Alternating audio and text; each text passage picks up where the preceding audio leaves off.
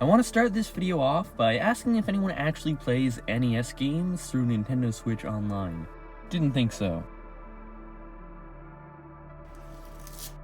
First off, before everyone starts complaining in the comments, I do think some aspects of NintendoSwitch Online are actually pretty nice. I mean, I can see the value in cloud saves. If, for example, I threw this thing off a cliff for some reason, I wouldn't want to lose all my precious game saves. And I also get why people would want to play Nintendo 64 games. And this is where I start having problems with it. And the consoles available aren't the best. Like I mentioned in the intro, who the f*** is playing an NES game in 2024? It's definitely not because there are any good games, except Super Mario 3 obviously. It has to be nostalgia. The SNES, on the other hand, is a great console with great games. But just like every other console Nintendo Switch Online has to offer, there aren't enough good games for anyone to want to pay $20 to $50 a year. I think most people would rather something like the Virtual Console where you pay $5 and you have that game. No subscriptions involved. And that leads me to another problem. I hate subscriptions, and I don't know many people who like paying $20 a month for Netflix, Disney Plus, HBO Max, and all the other ones out there, just so you can watch one TV show. Spotify is the same thing. I'd much rather have this than pay every single month for this. And unlike all of those other subscriptions, subscribing to me is free.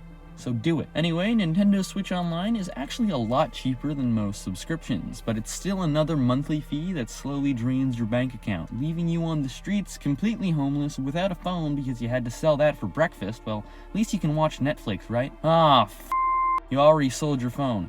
Anyway, regular games are getting pretty expensive. Every single Nintendo first-party game costs upwards of $60, so Nintendo Switch game vouchers are actually a pretty great deal. $100 gets you 2 game vouchers, and that saves you about $20.